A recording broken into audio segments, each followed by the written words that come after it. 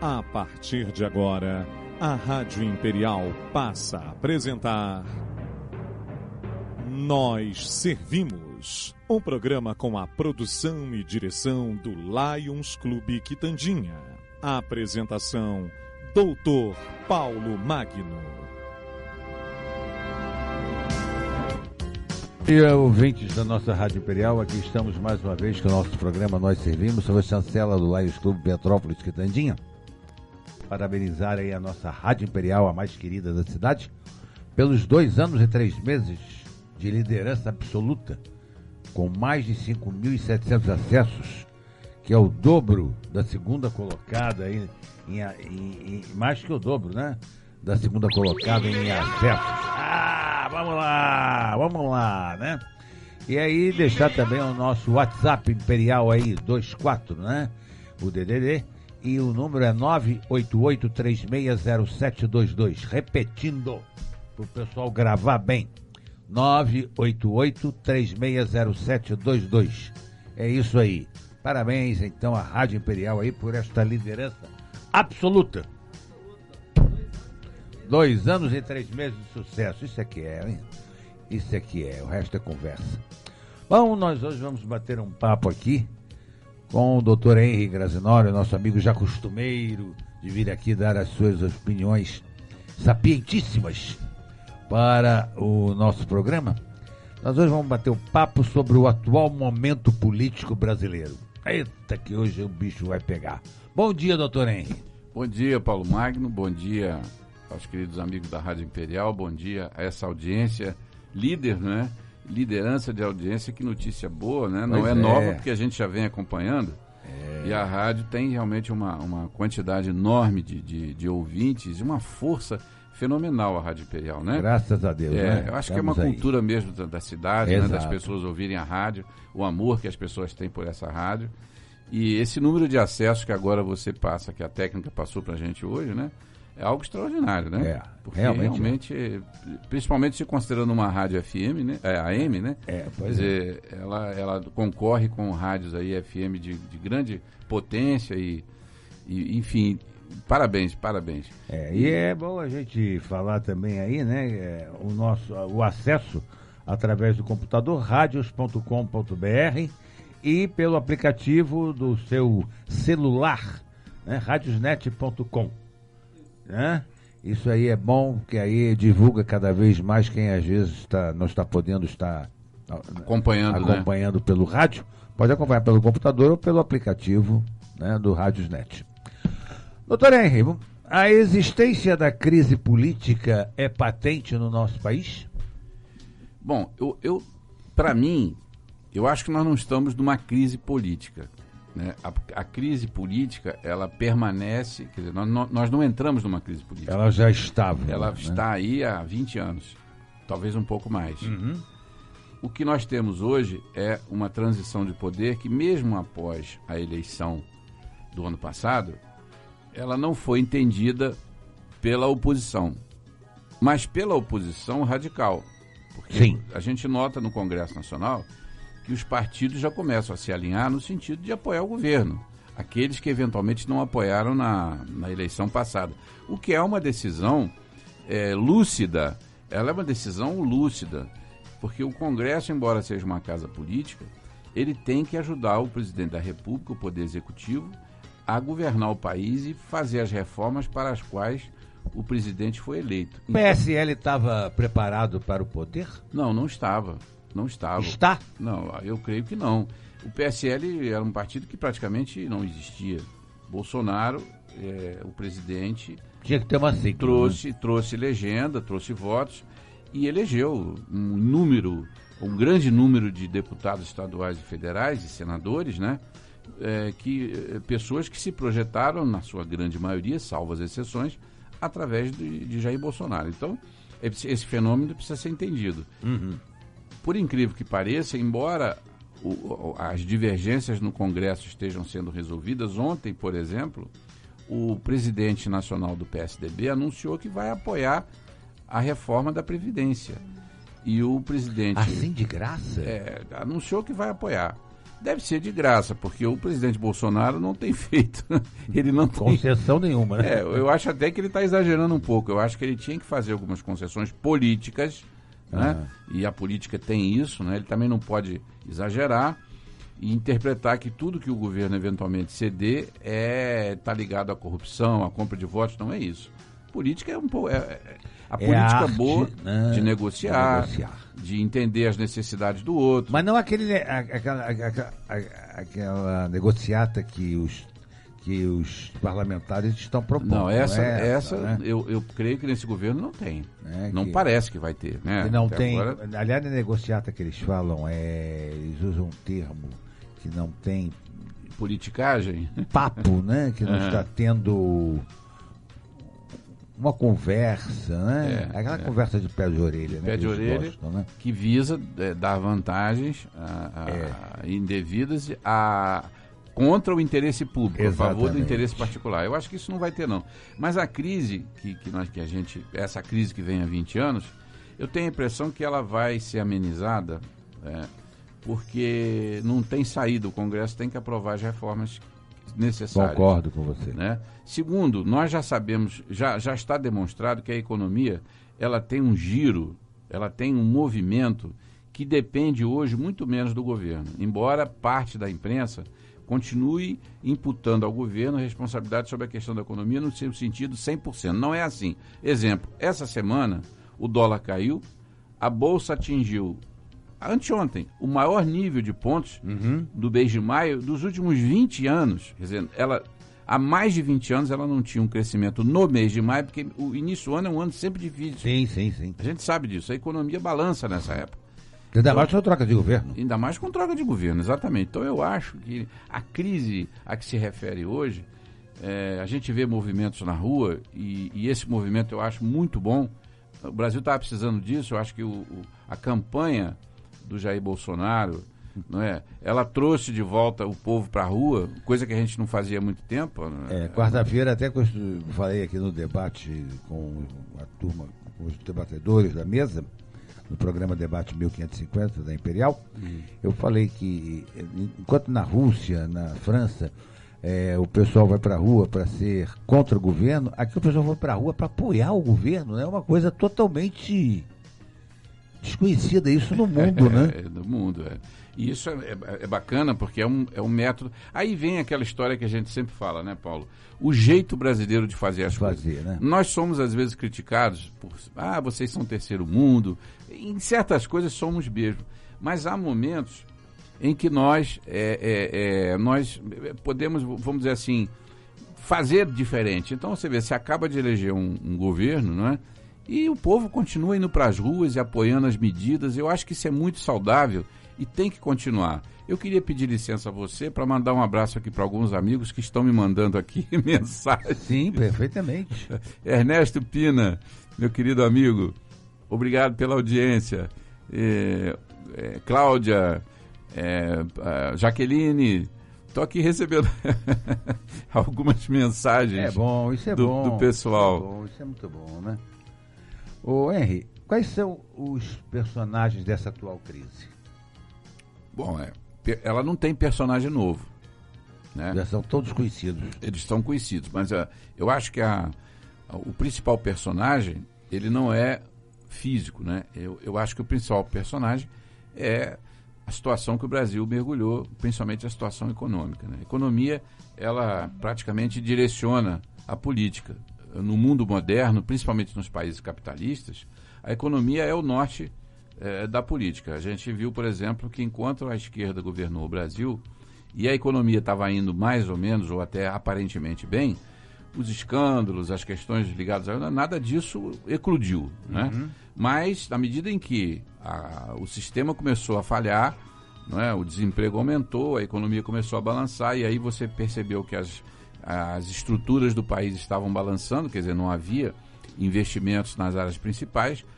Logo em seguida, a verdade sobre os governos também apareceu. Então, eu acho que, eu tenho a sensação, Paulo, que nós vamos passar por uma melhoria na economia. Isso vai acontecer inevitavelmente, até porque nós chegamos praticamente no fundo do poço, né? Sim, lógico. Não dá para ser... Não, pior do que isso, aí a Venezuela. A imprensa está falando aí em recessão, porque nós estamos perto de uma recessão, mas esse é de novo, eu entendo que é de novo aqueles anúncios políticos, né? Principalmente a grande mídia.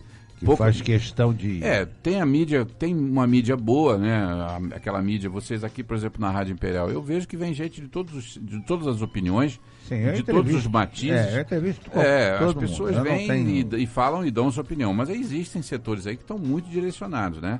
E a gente não vai entrar aqui em detalhes, mas é fato. Então eu acho que a crise, passando, a economia melhorando, a política ela vai se ajeitar também. Agora, quero crer que o esvaziamento de alguns partidos, de alguns grupos políticos, que é absolutamente natural, dada a derrota nas últimas eleições, e eles vêm perdendo nas últimas eleições, quero crer que a eleição para a Prefeitura de Petrópolis e para a Câmara de Vereadores no ano que vem, e dos municípios, ela vai ser, vamos dizer assim, o fim a curva, né, o final da curva nessa reta que nós vamos... E aí eu acho que depois dessa eleição do ano que vem, o Brasil entra numa estabilidade política, sabe? Voltando ao normal, com situação, com oposição, com discussão, mas não com aquela política de comprar, de dominar as estatais e vender benefícios, né? De dominar o Congresso através o Legislativo através da corrupção. Eu acho que esse caminho nós começamos a construir, vamos dizer assim, a sair fora dele. Enfraquecer o presidente Jair Bolsonaro é a solução para a situação atual do Brasil?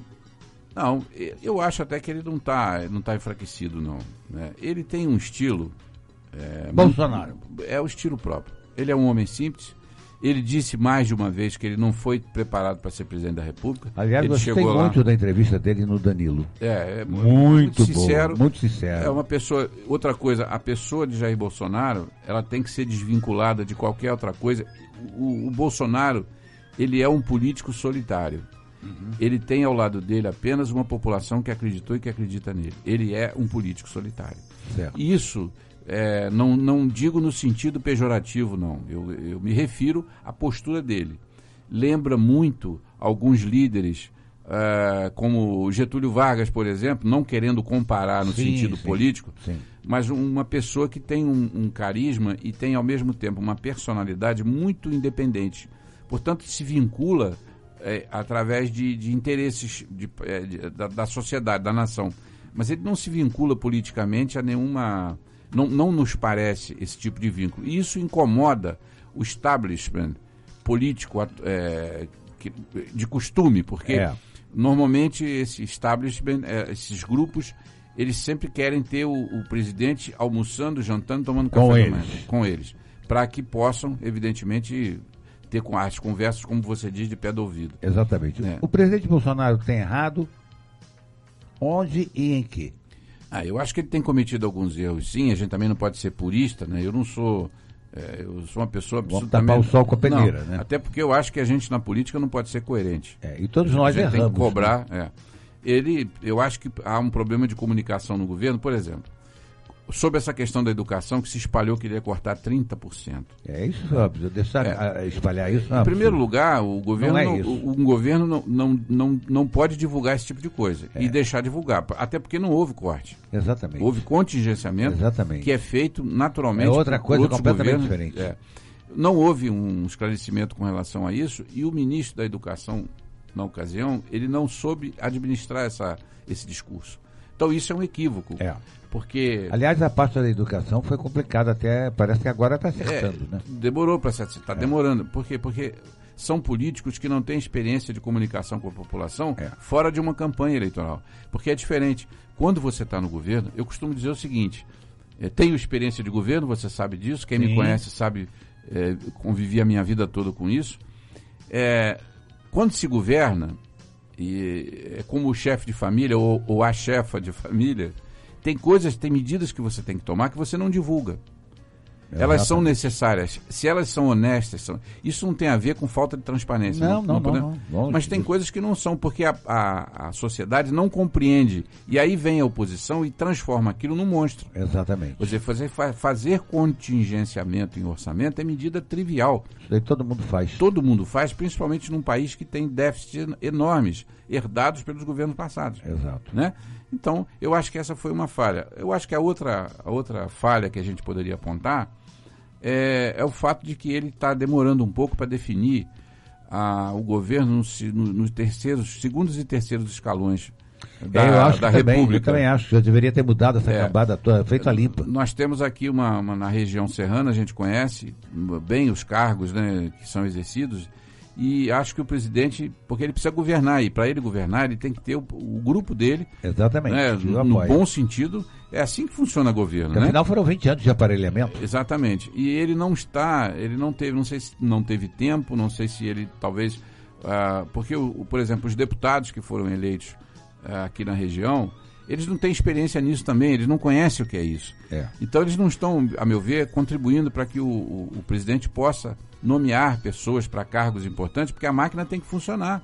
Né? INSS, Receitas e tantos outros órgãos importantes, os bancos estatais, precisam ter pessoas alinhadas com a nova política.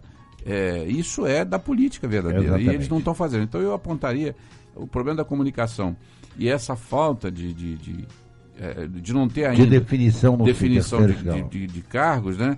Eu apontaria as duas questões mais importantes agora. E a oposição, como tem se portado? Ou ela inexiste no cenário de esvaziamento de credibilidade nos políticos? Eu acho que o que a gente vê é uma oposição que luta para sobreviver, né? Porque ela teve uma derrota fragorosa. Eu acho que a oposição ela vai ter que se reorganizar. O velho discurso socialista não funciona mais. A maioria da sociedade aos poucos vai verificando isso. Exato. E eu tenho a impressão que vão se salvar, evidentemente, líderes que eram de esquerda ou de centro-esquerda, que tiveram uma postura pelo menos ética compatível com o que se deseja hoje, né? Agora, aqueles que não, eles vão caindo aos poucos. É que não é fácil, você não transforma tudo num momento só. Né? Mas eu quero crer que a oposição ela vai ser... A sensação que eu tenho, Paulo, e ouvintes da Rádio Imperial, é que haverá uma convergência. Todos os setores que antes estavam em partidos diferentes, principalmente na esquerda e no centro-esquerda, a meu ver, eles vão se alinhar num grupo só. E, para mim, isso vai ser com a perspectiva depois das eleições para as prefeituras. Porque nas eleições para as prefeituras... A reforma partidária não sai antes. Não creio. Até porque nós vamos ter, o ano que vem, pela primeira vez no Brasil, uma eleição onde vai ser proibida coligação partidária. Pois é. Tanto para vereador quanto para prefeito. Então, porque precisava diminuir partido, né? Partido. Tem que reduzir isso. Então eu tenho a impressão que depois dessa eleição nós vamos ter aí um movimento que vai convergir. A sensação que eu tenho é que o Brasil vai ser um país de 4 partidos, 5 partidos fortes no máximo. Que assim seja. Em meio às crises políticas e fantasmas da intervenção militar e da ditadura, costuma dar as caras, né? Fala-se nisso atualmente ou não? A gente ouve, principalmente quem acompanha a rede social, isso não é novo, quer dizer, já há alguns anos, setores da direita, e principalmente mas também de centro, e pessoas que não têm muita gente que não tem nenhuma ideologia política, não está preocupado com isso, ela quer ver o país em ordem. Muita gente defende uma intervenção militar e tal. Nós achamos que isso não vai acontecer. Não vai, né? Não vai. O presidente já disse isso na campanha, reafirma agora, em que pese o fato de que ele não abre mão da ajuda das Forças Armadas. Sim, lógico. E elas estão sendo muito importantes nesse momento no Brasil, estão ajudando o governo. Afinal, são os camaradas dele. São. E é uma gente que é treinada para servir a sociedade. Exatamente. Né? O treinamento militar, a gente sabe que é um treinamento diferenciado. Então, a reconstrução de estradas aí... Estão fazendo um trabalho extraordinário. Muito bom, né? Mas não acredito que haja uma ameaça de ditadura de direita como houve de esquerda, ou a tentativa de se fazer uma ditadura de esquerda que só se revelou agora, nos últimos anos. Né? A atual política brasileira, Henry, põe a nossa liberdade em xeque? Não põe não. tranquilo. Eu tenho tranquilidade em dizer, não me sinto ameaçado. Eu sou um democrata. Eu sou um democrata. Eu não acho que nós corremos perigo. No mundo atual, o perigo é o declínio econômico. O declínio econômico pode levar uma sociedade a situações caóticas. Eu temo por isso. Então, por exemplo, nós temos que manter a nossa economia equilibrada, nós temos que recuperar a capacidade de dar empregos, sabe? Nós temos que fazer as melhorias que são necessárias. O governo tem feito algo que eu estava aqui, eu fiz crítica de 2 pontos negativos, vou falar de um ponto positivo. A austeridade nesses 5 primeiros meses fez economizar, está sobrando dinheiro já. Nós estamos tendo superávit no balanço do governo nos primeiros 5 meses, é que o déficit era imenso. Muito grande. Então, mas eu não vejo, sinceramente, não vejo perigo à democracia. Não consigo sentir isso não, viu? O PT cometeu crime de corrupção? O partido? É. Bom, existem, sob o ponto de vista jurídico, há uma tese de que, tendo em vista todos os escândalos revelados pela Lava Jato, que o Ministério Público, com base na Constituição, devia pedir a extinção do PT. Porque tem Concordo plenamente. Tem um dispositivo na Constituição que, quando fala sobre a liberdade de associação, né, ao mesmo tempo, o Constituinte colocou lá a seguinte situação: você é livre para se associar, para fundar associações, sindicatos, partidos e tal. E o Estado tem que garantir a liberdade da associação e a sua mobilidade. E aí se enquadram os partidos políticos. Mas no mesmo dispositivo, estabelece o seguinte, que se essa organização for utilizada para fins ilícitos ou criminosos, que ela deve ser extinta. E ela foi usada para isso? Eu acho que foi, né? Está muito demonstrado isso. Poxa. Até estranho o fato do Ministério Público até hoje não ter pedido a extinção do partido por conta de tudo isso que foi revelado e provado. Tem gente presa, cumprindo pena, os grandes líderes do partido estão presos, então eu acho que... 3 ex-presidentes do partido. Essa medida eu realmente estranho, por que não foi adotada, né, pelos... Exatamente. A corrupção endêmica que assola o país é culpa do PT ou os outros partidos utilizam-se das mesmas práticas? Me repete a pergunta, falhou aqui. A corrupção endêmica que assola o país é culpa do PT ou outros partidos, aliás, utilizam-se das mesmas práticas? Não é culpa do PT só, não é? Não, né? Isso aí era genérico, né? Isso era genérico. Eu costumo dizer o seguinte, a gente tem, lógico, todos os lugares, pessoas éticas, políticos bons, nós temos esses políticos ainda hoje, muitos com mandato, né? Não só nas câmaras, nas prefeituras, como governos do Estado e Senado. Tem gente boa, mas, principalmente, os grandes líderes partidários, nos últimos anos, esses se envolveram, sim, em situações... Então, agora até me lembrei da palavra que eles acusam o Bolsonaro de não articular. Por isso, ele ficou não fora. Tem articulação. E eles tinham demais, né? Ele ficou fora. Mas é isso mesmo, quer dizer, então não é só o PT. O PT está pagando o preço porque ele naturalmente era governo. Sim. Mas líderes de outros partidos foram também já condenados. Tem gente presa. E também de outros partidos já foram presidentes nesta mesma época, cuja prática iniciou-se. Está aí o Cabral preso, está o Cunha preso. Quer dizer, não tem só gente do PT na cadeia, não. Tem o Aécio que agora foi... O Aécio... Agora virou réu, né? O Aécio está escapando, né? Mas agora parece que ele virou réu. Lá em Minas, eu vou muito a Minas, e aí já tem gente chamando o Aécio de o deputado Sabonete, porque escorrega. Sabonete molhado. Boa essa, hein? Como você vê a política econômica do governo Bolsonaro? Então, nós estávamos falando ainda há pouco, né? Eu acho assim, ele está muito centrado hoje, ele concentrou... Porque alguém que conhece bem o presidente me disse o seguinte, é uma pessoa que participa com ele há muitos anos, inclusive da vida pessoal dele, me disse que o presidente ele tem um estilo de tratar as coisas um pouco diferente do comum. Isso é próprio dos líderes carismáticos, de pessoas que têm essa vocação para liderar. o líder, por isso ele é líder, ele leva as pessoas por um caminho que ninguém tinha visto antes, que ninguém enxergou, né? Sempre me lembro de Moisés quando vai lá levar o povo de Israel para atravessar o deserto e ir para a Terra Prometida. Essa história de Moisés, eu acho Moisés um baita de um líder, né? Sim. Embora ele tivesse uma prerrogativa que poucos têm. Deus estava com ele. Exatamente. Fechado, né? Exatamente. Fechado com ele. Mas, enfim, o líder, ele muitas vezes tem caminhos, ele tem ideias que as pessoas não compreendem num primeiro momento. Por isso ele é líder. Mas elas acreditam nele. Então, me disse que o método do presidente é o seguinte, ele, para obter, às vezes, uma determinada situação, ele provoca uma outra situação.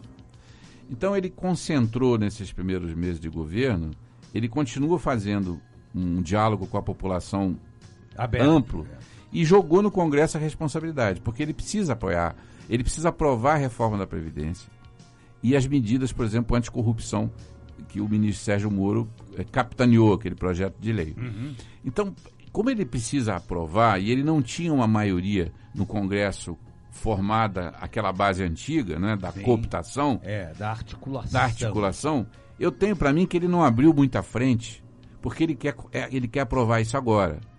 Então, para mim, isso é uma estratégia dele, porque eu acho que tinham outras questões que ele podia estar se dedicando, mas ele não está fazendo isso porque ele está centrado nessa questão. Em compensação, tem tomado medidas que muitas vezes não chegam nem ao conhecimento do povo. Várias delas. Né? Várias delas. Nós vimos uma agora que ele assinou esta semana, que é justamente abrindo as contas todas do governo. Hoje não se pega dinheiro do governo, mas tem que dizer para quê, para onde, quando, por quê, e o público e a população tem acesso. A transparência hoje é líquida. Né? No turismo, que é hoje uma fonte de receita extraordinária que o Brasil veio perdendo nos últimos anos para vários paizinhos aí, muito menores, que não tem nem metade do que nós temos, nós melhoramos esse ano.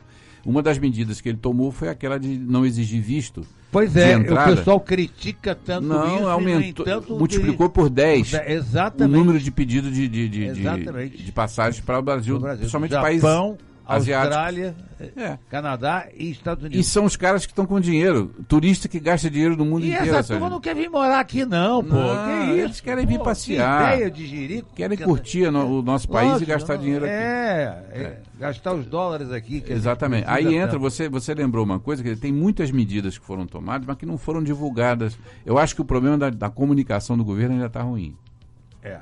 Eu também acho isso, concordo com você.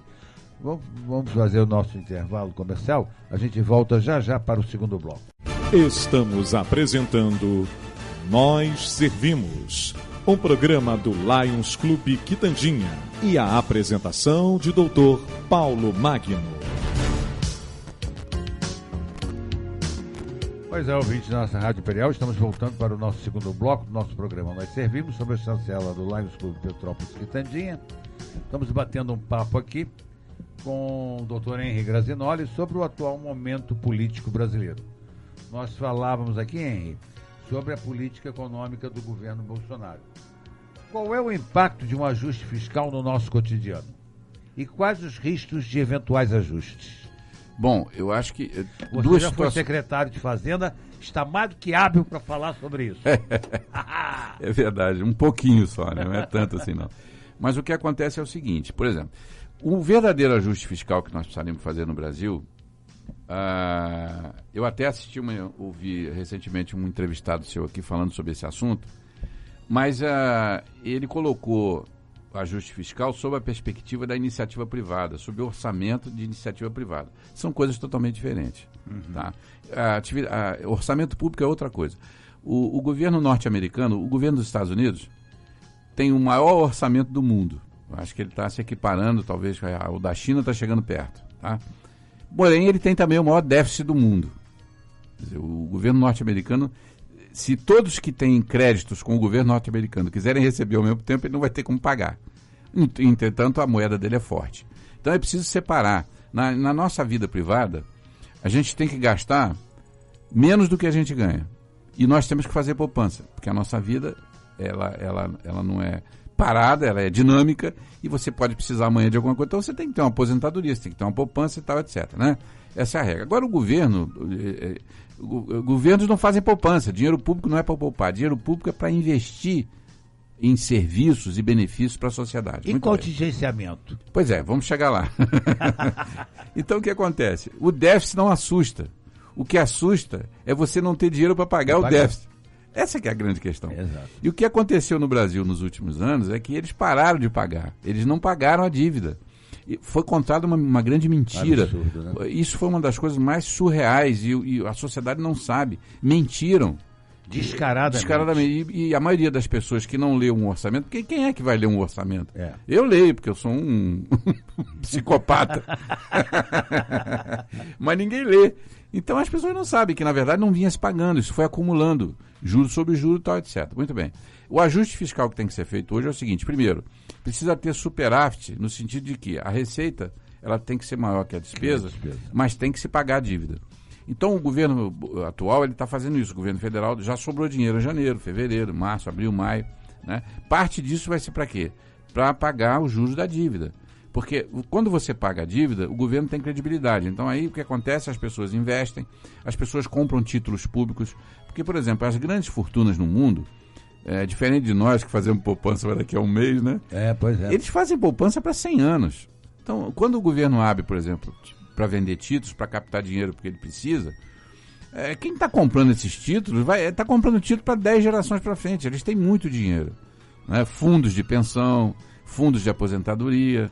Então, quer dizer, eu quero crer que o ajuste fiscal que nós precisamos fazer é começar a pagar a nossa dívida, atualizar e zerar o que vem sendo feito. O que vem sendo feito, zerar esse déficit o máximo que puder, para que sobe dinheiro para investimento. Eu tenho a sensação de que nós, esse ano e o ano que vem, o ministro da Economia é um homem competente, eles não vão estourar os orçamentos, eles vão segurar. Eu não acredito que o governo Bolsonaro vai fazer investimentos novos, ele não vai ter como fazer isso. Daí o contingenciamento. O que é o contingenciamento? Você não corta a verba, você simplesmente reloca essa verba para uma aplicação futura. Ela continua no orçamento. Então você adia determinadas questões. E no que diz respeito à pesquisa, estão batendo muito aí que vão acabar com a pesquisa no Brasil, que vai faltar dinheiro para pesquisa. Bom, eu quero dizer o seguinte, você sabe que eu tenho uma vida acadêmica modesta, mas sou professor há 25 anos. Eu fui presidente de uma fundação que era mantenedora de uma universidade e que tinha pesquisa, mesmo sendo uma instituição privada, tinha muita pesquisa. O que acontece é o seguinte, nós sabemos que nem tudo que se gasta com pesquisa é bem gasto. Né? E o Brasil tem muito dinheiro para pesquisa. Aqueles que não gostam de repetir o que houve, deveriam consultar, por exemplo, a Agência Nacional de Petróleo e vai ver quanto dinheiro tem lá para pesquisa. Tem vários fundos com muito dinheiro para pesquisa. O problema é que não se apresentam projetos viáveis. Existem exigências. Apresentando barbaridades, aí, né, a coisa fica complicada. Eu ontem ainda estava assistindo televisão, vi uma artista dizendo que o corte na cultura não tem corte na cultura. Não. É redirecionamento e contingenciamento. Exatamente. E aí que acabou a Lei Rouanet não acabou. Não. Ela sofreu uma alteração de não dar dinheiro para qualquer um. Aí é outra coisa. Na década de 2000, eu fui signatário de um projeto para obter Lei Rouanet, para fazer um programa social na fundação que eu presidia, numa comunidades carentes do Rio de Janeiro, especialmente aquela onde houve a chacina lá anos atrás, me fugiu o nome agora da comunidade, daqui a pouco eu lembro. E nós lutamos, eu levei quase um ano para conseguir aprovar um projeto que era todo social, para fazer captação de recursos por Lei Rouanet, porque nós íamos ter lá na comunidade, íamos ter escola de música, nós íamos ter recuperação para estudantes, para alunos que precisavam de recuperação nas escolas, quer dizer, aquela aula complementar. Era um projeto lindo. E eu tive muitas dificuldades. Quando eu consegui aprovar o projeto, para captar recursos, na época eram algo em torno de 5 ou 6 milhões, eu não me lembro aqui o valor, eu já tinha, os patrocinadores que eu tinha engajado para aquele ano já não podiam mais me patrocinar, eu tive que esperar o outro ano. Então, isso era uma burocracia. Agora, chegavam entidades, eu me lembro na época, que alguém disse para mim assim, poxa, mas você deu entrada direto lá em Brasília, você tem que contratar a firma tal. Esses caras garantem para você que aprova em 2, 3 meses, os intermediários. E cobravam um percentual sobre o valor arrecadado. Nós não podíamos fazer isso lá na fundação, não fizemos. Luxo, né? Por isso apanhamos. Então não vai acabar. Eu acho que vai organizar melhor isso aí e democratizar, né? Os brasileiros estão vivendo mais e com isso o déficit da Previdência tende a crescer, Henrique? Olha, existe uma situação aí que é a seguinte. A questão do orçamento da Previdência, ela não é ainda muito bem compreendida, tá? A questão é a seguinte, se nós formos pela lógica, e aí é uma estatística que é mundial, as pessoas estão tendo menos filhos, de um lado, quer dizer, o crescimento demográfico, ele sofreu uma queda no mundo todo, principalmente nos países desenvolvidos. À exceção do mundo árabe. Sim, mas vamos dizer, no Ocidente... Sim. Isso já é uma regra, né? Antigamente é 2 filhos, 3 filhos, hoje quer ter um e muitos casais não querem nem ter filhos. Bom, e por outro lado, o avanço da medicina e a melhoria das condições de vida nesses países ocidentais promove, evidentemente, que as pessoas tenham uma longevidade muito maior. Hoje em dia, viver 80, 90 anos já não é mais uma coisa... Já não é assustadora. Não é. As pessoas estão aí. Óbvio que isso vai custar mais a Previdência, né? Agora, gente, nós temos que pensar o seguinte, se nós fizermos os ajustes necessários, nós vivemos num país, o Brasil é uma das 10 economias mais fortes do mundo, sabe? Esse dado é real, isso não é... Nós somos uma potência. 10, olha quantos países tem no mundo. Então eu acho que faltou ao Brasil governo, direção, liderança, arrumação, honestidade, moral e ética. Eu não temo pela Previdência, se as reformas que são necessárias fazer agora... Pois é isso que eu ia te perguntar. E tem uma coisa, só para complementar, Paulo, que eu sempre faço questão de dizer é o seguinte, nós estamos fazendo reforma, são ajustes, nada impede que amanhã a economia melhorando, o país melhorando, que a gente melhore os benefícios da Previdência. Porque qual é o governo que não quer dar benefícios para os seus aposentados e etc, não é verdade? Isso é uma coisa que, a meu ver, é momentânea, né? A proposta da reforma da Previdência também prevê que funcionários públicos sejam regidos pelas mesmas regras dos demais trabalhadores. Por acaso a diferença que hoje existe pressupõe que o funcionário público trabalhe mais do que os demais trabalhadores ou não? Não pressupõe que trabalhe mais, né? Só que eu tenho... essa questão é muito delicada, viu, Paulo? Pelo seguinte, olha só. Em primeiro lugar, o que aconteceu no Brasil foi que a distância entre a iniciativa privada, os que se aposentam na iniciativa privada e o setor público ficou muito grande, né? Muito grande. Eu defendo que o setor público, que os funcionários públicos têm que ter um estatuto próprio, uma aposentadoria própria, porque isso é uma carreira muito especial. Talvez um recolhimento próprio também. Isso, exatamente. Veja bem, olha só como é importante você ter um professor ou uma professora que ingressa no serviço e tem uma perspectiva de uma carreira para o futuro, vai se dedicar à educação, uma vida. Então essa professora tem que ter uma carreira sólida, porque ela não vai fazer, ela jogou a vida dela ali, fez um concurso e está lá. A perspectiva é aquele estatuto. O que aconteceu foi que simplesmente destruíram tudo isso. Então deixaram acontecer que por exemplo, um determinado servidor público tem magistrado aí com aposentadoria de 400, 300 mil por mês. Isso é absurdo. Isso é errado. Então, mas eles são a maioria, eles não são a maioria, mas eles são muita gente. São. Essas coisas precisam ser e são, inclusive, aqueles que julgam se é constitucional ou não. Exatamente. Agora, eu conheço muitos professores, médicos, gente que está aposentado, que não teve essas vantagens ao longo do tempo, que estão aí vivendo com aposentadorias, alguns até ruins, porque tem funcionário público que está mal, viu, Paulo? Sim. Então, ele também criou-se uma situação de, vamos dizer assim, de bestializar o serviço público. Nós temos que separar. Eu sou um defensor do serviço público, eu acho que o serviço público é muito importante, é uma agente que presta um serviço fundamental e eles têm que ter direitos e uma boa proteção. Agora, o que não pode acontecer é, de novo, o que aconteceu. Quer dizer, você se aposenta na iniciativa privada no máximo com R$6 mil e você vê determinados servidores, não são todos, e o cara está ganhando 200, 300, 400, que é salário de... Nem o presidente do Banco Itaú ganha isso por mês. Pois é. Saiu essa semana, eu estou falando isso porque saiu essa semana uma matéria sobre o salário dos executivos, né, no Brasil. das grandes fortunas. E das grandes empresas, dos bancos e tal. E eu falei, poxa, tem servidor brasileiro ganhando mais que o presidente do banco. Ah, rapaz, ganhando muito mais, inclusive, que o próprio presidente da República. O que é tempo de transição que tanto se fala, bem como direito adquirido? Em rápidas palavras, rápidas palavras. Bom, direito adquirido talvez seja um dos direitos mais importantes que a Constituição Federal reconhece. As pessoas ficam com muito medo.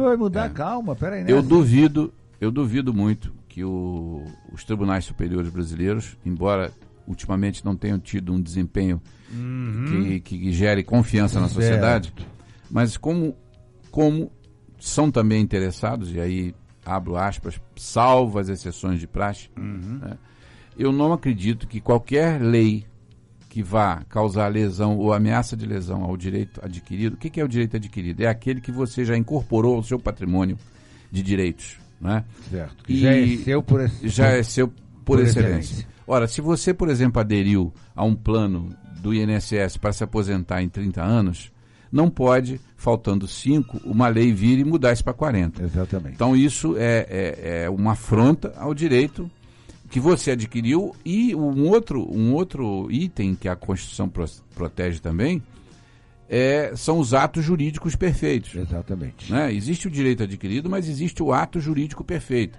Quando você contrata a aposentadoria com o INSS e assina aquele contrato e entra num sistema, você está assinando um contrato também. Exato. Né? Você só vai ter o benefício... Não pode mudar a regra no meio do jogo. Você não pode mudar a regra no meio do jogo. Então essa reforma, ela vai mudar regras, mas para aqueles que estão com os direitos adquiridos, para aqueles que têm o direito, são signatários do contrato, que eu chamo do ato jurídico perfeito, essas pessoas vão ter regras de transição que não vão poder lesar aquele direito que ela já tem. E eu vi o projeto, uma parte do projeto já conheço, eu acho que não tem lesão a direito. E se tiver, eu tenho certeza que o Supremo vai derrubar. Sim, não resta dúvida. É justo um político trabalhar 8 anos e se aposentar com salário integral de quando exercia o seu mandato? Isso é uma aberração.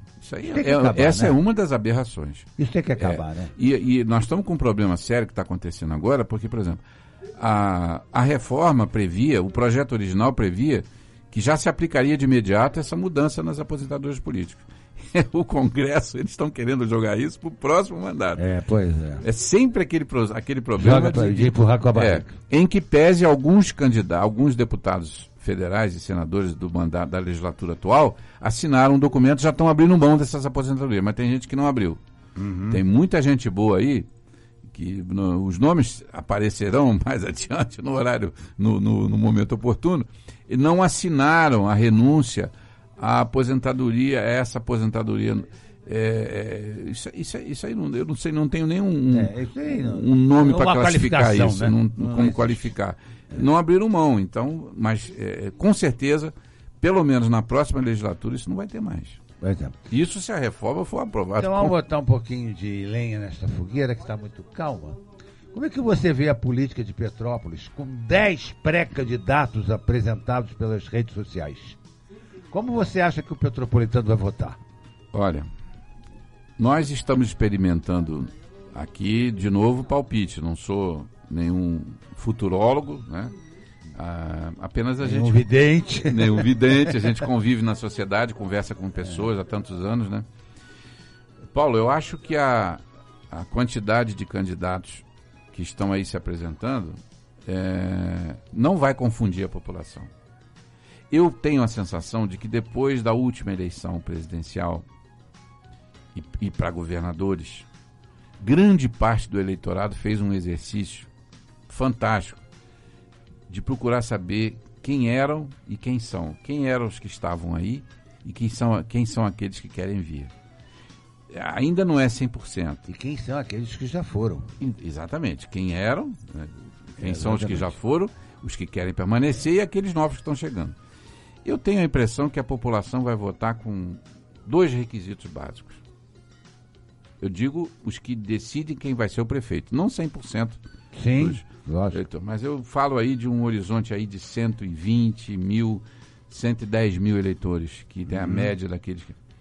Eu acho que as pessoas vão decidir, primeiro por uma questão ética. O voto vai ter um peso, o currículo do candidato, principalmente sob o ponto de vista ético, vai ter um peso nessa decisão. até porque nós vamos ter um debate muito mais centrado aqui dentro do município. Ele não vai ser um debate nacional como foi o outro. Então a oportunidade que as pessoas vão ter de conhecer quem é quem vai ser muito maior. Ainda mais agora com a rede social. Que espalha tudo, que espalha não tudo tem como rapidamente. Esse é o ponto. Essa é uma questão. A questão ética vai ser um ponto de discussão. E o segundo ponto de discussão, a meu ver, o candidato que não apresentar projetos concretos para Petrópolis, concreto que eu digo não é apresentar o sonho, é dizer, vamos fazer isso, podemos fazer e como vamos fazer, esse não vai ter espaço. Porque a cidade ela tem um atraso na maioria das suas questões de mais de 20 anos. Petrópolis está paralisada, ela não evoluiu em vários setores. Concordo plenamente. Principalmente de infraestrutura. Isso. É grave a situação. Muito, muito grave. E nós, então, precisamos ter um grupo político que se apresente com soluções concretas. Eu tenho a impressão que vai ser a primeira eleição nos últimos 20 anos em que nós vamos ter esse tipo de debate. Uma postura ética compatível, não precisa ser o pai da ética, mas também não pode ser o filho pois é, quem não é da ética. Pronto, salvei a parte. E ao mesmo tempo, alguém que seja capaz de dizer para o cidadão, olha aqui, eu vou construir essa ponte e o dinheiro vai sair daqui. Eu vou dar aumento para o servidor, mas vai ser esse aqui que é possível. Esse debate vai ser feito, a meu ver, na campanha do ano que vem. Perfeito. E o eleito vai ter exatamente ele vai ter que conquistar esse eleitorado com essas propostas reais e concretas. Concordo com você. Eu acho que cabe muito à população procurar saber quem é quem. Procure saber. O vai e vem de vereadores que são afastados pela justiça e usam do mesmo instrumento para retornar, muitas das vezes ferindo os instrumentos legais da própria Casa Legislativa, influenciam negativamente na nossa política, Henry? Eu acho que ela influencia positivamente. Porque essas revelações todas que nós tivemos aqui, estamos falando da nossa cidade, sim, tudo isso que se revelou nos últimos anos foi muito bom. Eu acho que foi excelente. Claro que, como advogado, eu tenho que reconhecer que houve alguns exageros, algumas injustiças, tá, Paulo? Mas isso é do processo. Sim. Né? Quando o vulcão entra em erupção, meu ele queima florestas. Depois ele deixa o solo fértil, onde nós plantamos assim as melhores... seja. Deus lhe ouça. Você sabe que as melhores terras para o plantio são as terras vulcânicas. Exatamente. Então, eu acho que nós tivemos um vulcão que começou com o Mensalão, depois com o Lava Jato, pegou os estados, está pegando os municípios. Os fracos estão sendo demonstrados, não é isso? Os malfeitores. Então. E eu acho que isso é bom. Eu não acho que isso influenciou negativamente, não. Influenciou positivamente. Até que ponto você julga que o Executivo Petropolitano esteja atrelado ao Legislativo? Olha, eu acho que está. Eu estou vendo até fogo sair ali atrás. O atual prefeito, ele é uma pessoa que tem uma vida política, uma tradição política. Ele foi criado na política, inclusive no Legislativo, né? Então, evidentemente, ele tem um contato permanente com o Legislativo e ali, inclusive, tem vários vereadores que foram eleitos apoiando a chapa dele, alguns até ocupando cargos ou indicando cargos no governo. Sob o ponto de vista formal, isso não é ruim, isso é saudável. Agora, evidente que nós não podemos, no momento, e eu seria irresponsável se eu, por exemplo, atribuísse ao atual prefeito, meu ex-aluno, diga-se de passagem, mas todo mundo foi, então eu não posso atribuir a ele, pessoalmente, nenhuma conduta antiética.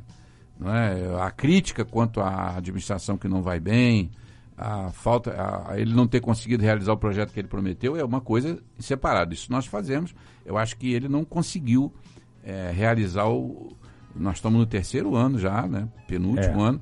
Não conseguiu realizar o projeto que ele sonhava, que ele prometeu pelo menos para a população. E acho que um dos problemas que ele enfrentou foi que ele teve muito político em volta e pouco técnico. E isso eu costumo dizer o seguinte: política se faz para se eleger. Depois que você vai governar, você precisa ter muito técnico do seu lado, porque não é fácil tocar uma prefeitura. Não é não. Não, e principalmente numa cidade como Petrópolis, né? Então eu diria o seguinte, finalizando, eu acho que ele tem sim uma ligação com o Legislativo, eles são da mesma origem, da mesma fonte, bebem na mesma água, mas eu diria para você o seguinte: eu acho que a prefeitura, a nossa prefeitura, carece de uma valorização maior do setor técnico, sabe? Isso não é só aqui, mas isso acontece em outros lugares também. Prefeituras maiores, e São Paulo, por exemplo, São Paulo tem um quadro técnico na prefeitura que é uma coisa extraordinária. O pessoal da área de orçamento público, por exemplo, são concursados, sabe? São técnicos valorosos, pessoal de procuradoria, uma gente treinada para... Claro que o prefeito precisa ter cargos comissionados, ele tem que colocar pessoas da sua confiança para governar com ele. Mas isso não é no sentido de fazer a máquina administrativa funcionar. Porque o político estabelece questões maiores. A discussão política era sempre uma questão maior. Agora, o funcionamento da máquina depende dos técnicos. Ô Henry, pensar numa conjuntura eleitoral petropolitana representa pensar na Petrópolis que aí está e na Petrópolis que queremos? Não, eu acho que não, né? Eu acho que tem uma diferença. Eu acho que a Petrópolis que o petropolitano quer, ela desapareceu um pouco, né? E nós precisamos recuperar essa Petrópolis. Eu, por exemplo, daqui a pouco, saindo daqui da rádio, eu vou para um encontro que vai acontecer ali na 13 de maio, num restaurante ali. De dia, 13 de maio, dá para ir, né? À noite. Pois é. Ainda dá. Vai ter um encontro daquele grupo dos Amigos de Petrópolis, sabe? Fundado pelo Hélio Castro, um grupo que tem 15 mil seguidores, o WhatsApp. 15 mil. E hoje vai fazer um encontro. Eu sou lá. um deles. Você vai lá também? Não. Não vai hoje. Você é um deles. O Amigos de Petrópolis. E a gente nota que o que as pessoas querem, e a gente percebe isso, é revitalizar a cidade. Vamos dizer assim, colocar à mostra novamente aquela província que nós somos. Nós somos uma província e nós temos uma história que vem desde o descobrimento do Brasil. Petrópolis tem jeito. Petrópolis tem jeito. Pois é. Assim esperamos, né? Assim esperamos realmente, porque acho que o petropolitano está um pouco cansado de tanta coisa que a gente tem visto, de tantas promessas não cumpridas. A gente tem que dar um jeito nisso, porque realmente fica difícil. Bom, ouvintes da nossa Rádio Imperial, estamos chegando ao fim do nosso programa. Queria agradecer muito ao professor, ao advogado, Dr. Henry Grazinoli, nosso mestre aí, por esta aula sobre o momento político brasileiro, também falando um pouco sobre a nossa cidade. Eu quero deixar os nossos microfones para a sua despedida. Um grande abraço a todos, obrigado, Paulo, mais uma vez, aos amigos e ouvintes da Rádio Imperial, a líder de audiência na região, e dizer que estamos à disposição no que a gente puder contribuir, será sempre um prazer enorme de nossa parte. Um grande abraço. Bom, ouvintes, queremos agradecer aí, mandar um abraço aí para o Ernesto Pina, que está aí na escuta aí do nosso programa, para a Marilene, para a Olívia, para a Jaqueline, Norinda, Nair, o Zé Roberto, né? Para a Eunice, que está lá em São Paulo, lá pelo computador também nos ouvindo, um abraço especial, nosso carinho. Estamos com saudade, vê se aparece, diabo. Está muito longe da gente. E também para a Beth e o Marcos, a Jaqueline, né? Também está aí no ar, falando aí, mandando para a gente. E agradecer a todos pela participação, pela audiência ao nosso programa. Parabenizando mais uma vez a Rádio Imperial pelos 2 anos e 3 meses de liderança absoluta. Mais de 5.700 acessos, que foi mais do que o dobro da segunda colocada. Vamos lá, Imperial. É isso aí. Não dá? Já está no ar, né? Então um abraço a todos. Tudo bem. Um abraço a todos os ouvintes da nossa Rádio Imperial. E sábado que vem estaremos aqui com mais um programa Nós Servimos, sobre a chancela do Lions Clube Petrópolis Quitandinha. Um abraço a todos. Fui!